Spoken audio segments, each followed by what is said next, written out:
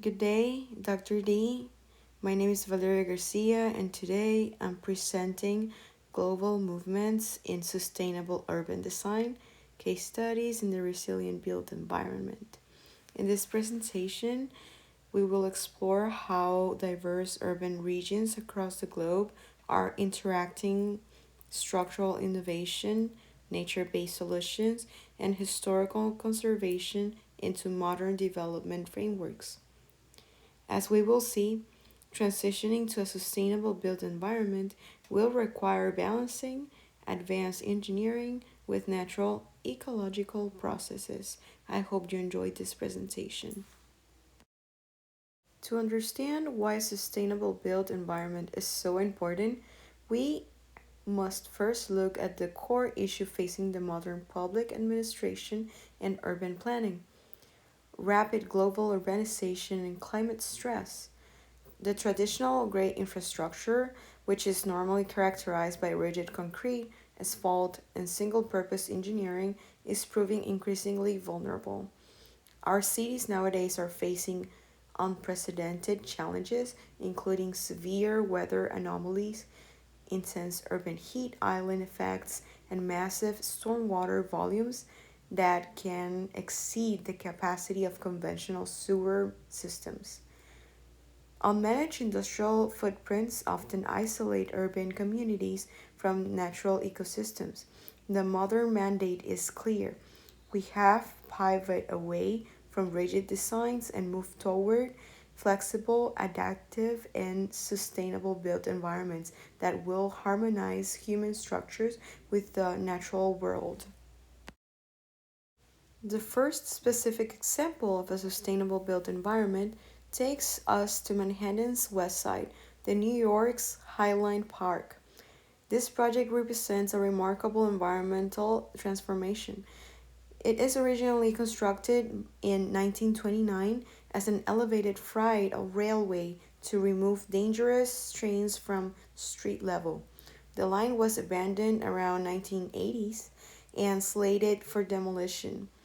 Through grassroots community action and innovative design, it was instead repurposed into 1.5 mile long public park.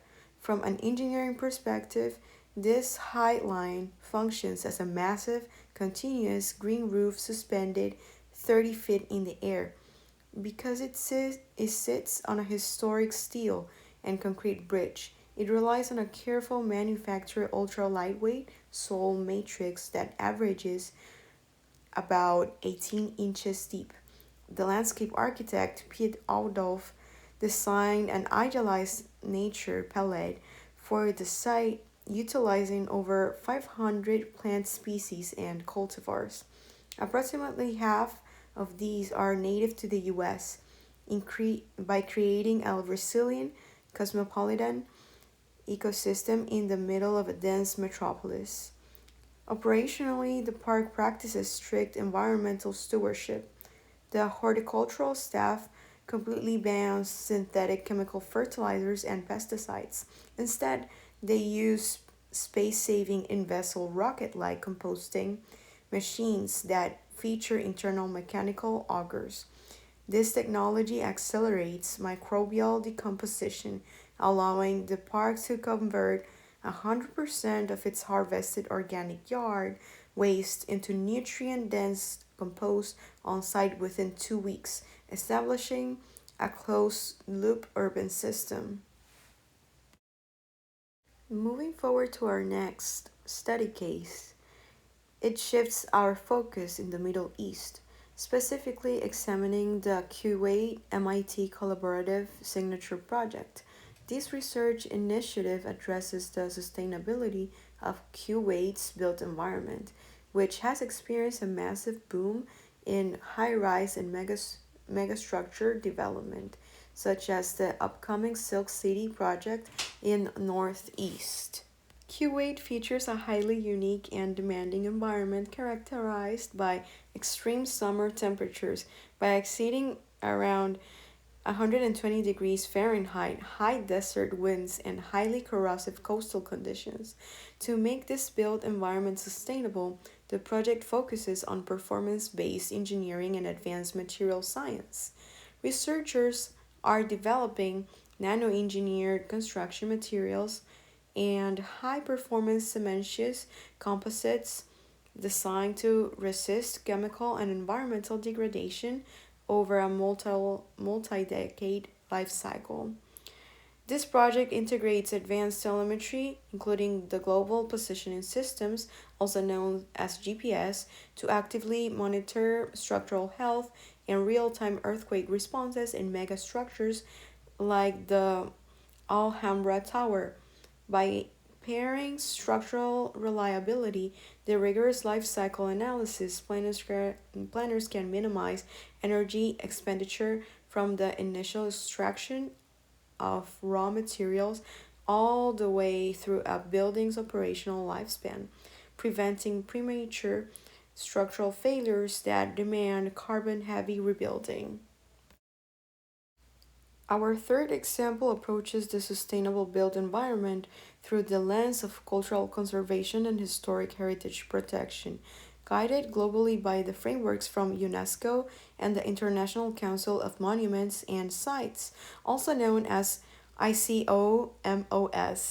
When analyzing sustainable development, it is common to focus entirely on building brand new green structures. However, true urban sustainability requires evaluating and maintaining our existing architectural inventory.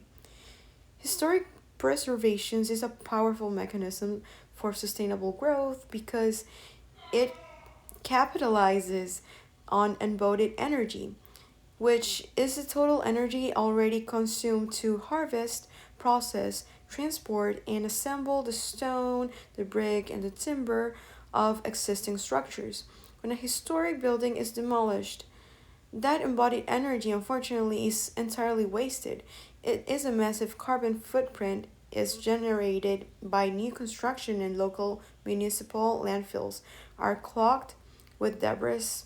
By applying strict and ethical restoration principles, such as using compatible non destructive materials to protect the 78 verified cultural heritage sites across the Arab states, we can achieve a sustainable development.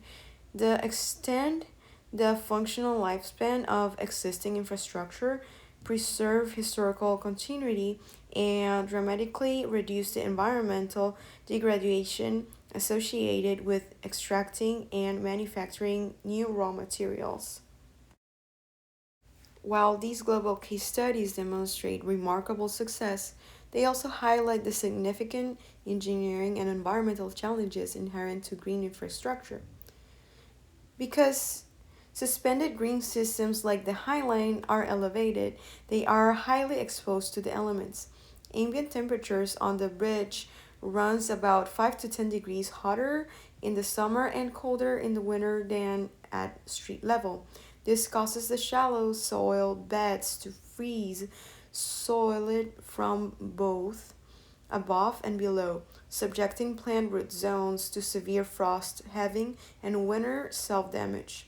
Additionally, sustainable infrastructure does not exist in isolation.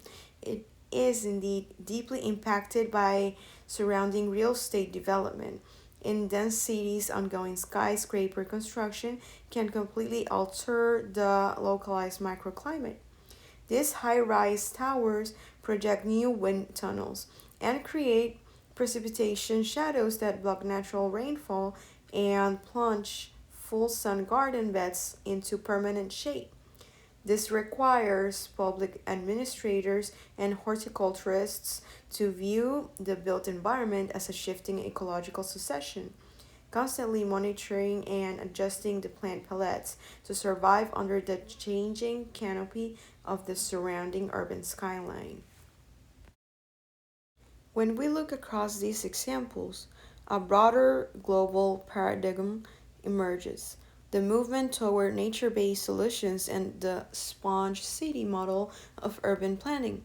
This approach dictates that instead of using rigid concrete pipes to rapidly flush the stormwater away, which normally leads to severe downstream flooding, and it does damage a lot. The built environment should be engineered to act like a natural sponge.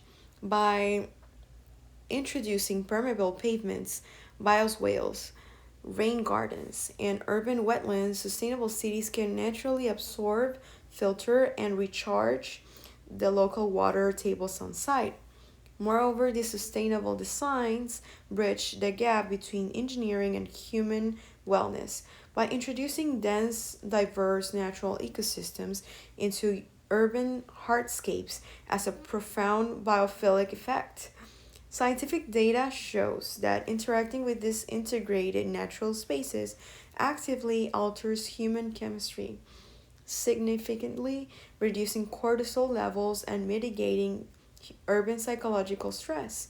Sustainable architecture and infrastructure, therefore, serve a dual purpose, protecting the environment while directly improving public health. To conclude this presentation of these global sustainability movements yields three vital takeaways for modern urban development. First of all, the first structural sustainability does not require discarding our architectural past. Actually, the historic heritage preservation and cutting edge green engineering must work in tandem to conserve embodied energy and maintain community identity. Second of all, designing green infrastructure is a continuous adapting process. Planners and administrators must proactively anticipate microclimatic shifts, architectural encroachment, and ecological succession, rather than just assuming a project is finished once construction ends. And finally, the urban resilience is achieved when we merge human social needs with natural processes by adopting flexible nature based design paradigms and performance based material science, public administrators can ensure that our built environments remain vibrant, healthy, and structurally sound for generations to come. Thank you.